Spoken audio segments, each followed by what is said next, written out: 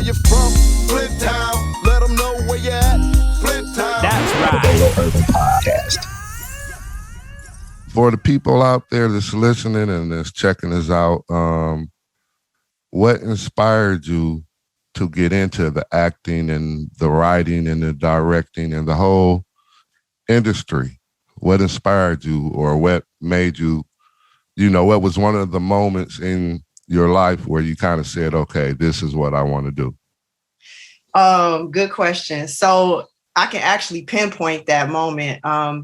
You remember when you may not remember this, but I left Walker.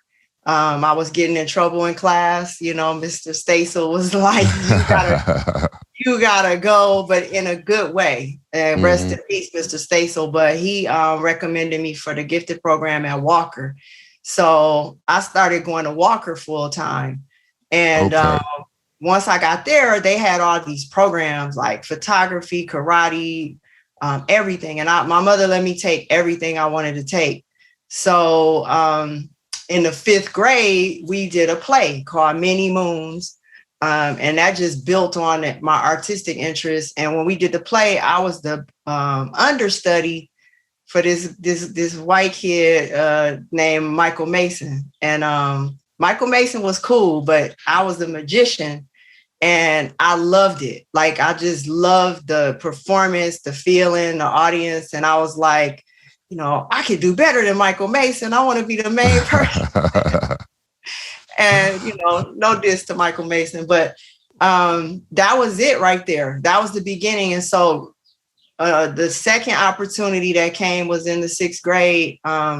Miss Gatewood, she created a program for us to do all these projects. And so we actually did like a time capsule, a video time capsule. So we had to create TV shows, and we always had something creative, very, very challenging to do. And I was so deep into it. And she used to tell us a story about her daughter. Her daughter had cancer, and her daughter's doctor was the brother of the guy in Platoon, Willem Dafoe. Wow. Yeah, and at the time he wasn't like a huge name. And so I remember his name. I used to listen so intently to that story. And she told me, one day she told me that I need to go into commercial art. And I didn't know what that meant. I didn't know what was commercial art. I didn't know what that was for years, but it stayed in me. Okay. And then the next opportunity didn't come until middle school. I played like a French painter called Popovich, and I actually did an accent, and the kids liked it. So I was like, really? Oh, yeah. So stuff like that. And I wanted to go to Central there was the only school in our city with a drama program was at Central. Okay.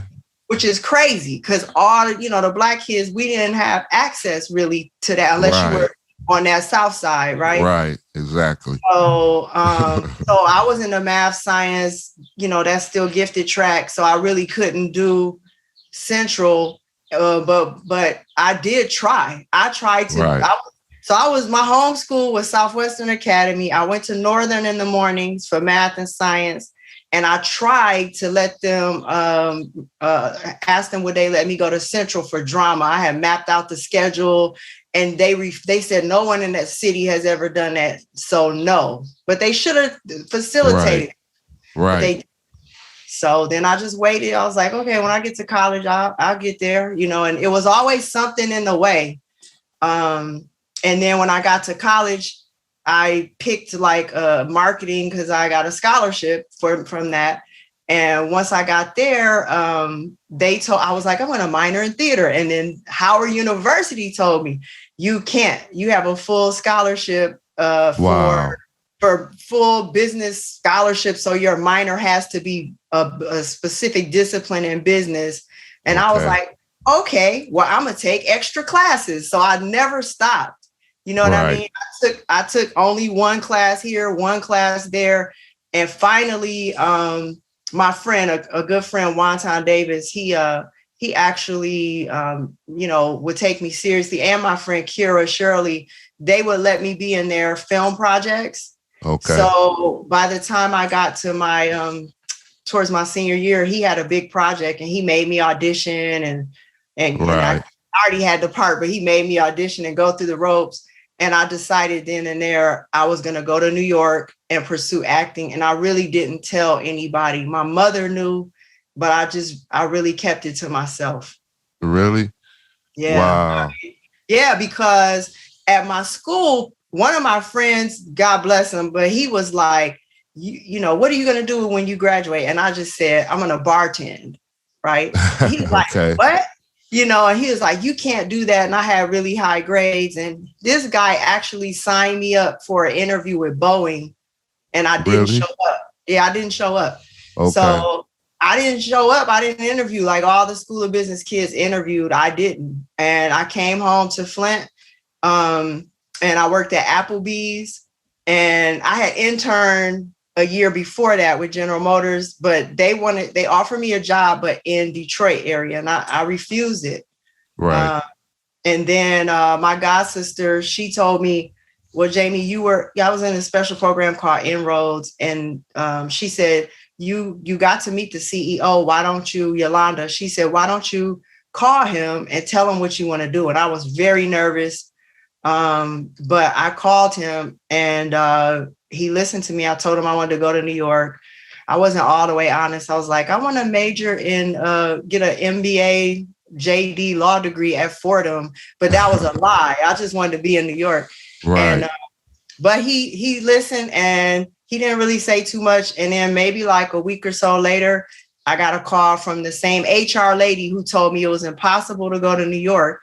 She said, Jamie, you have an offer for GM in Purchase, New York, which is 30 minutes north of the city. And that was nothing but God. So wow.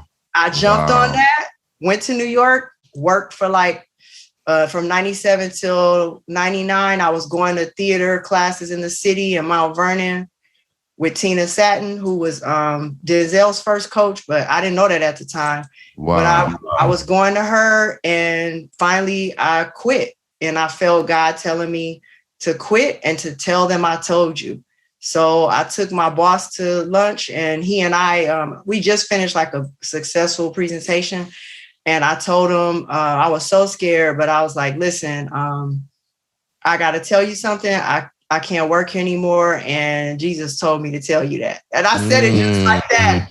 And really? He looked at me, and then he said, just let me know when you can give me tickets to your first Broadway show. And I just started crying like, wow. Yeah. Wow. So I left, and they told me, he made it easy for me to leave. And they also told me if I ever wanted to come back that I could. So shout out to Bill Lovejoy, who used to be the CFO at General Motors, and Brian Evans for making that easy for me.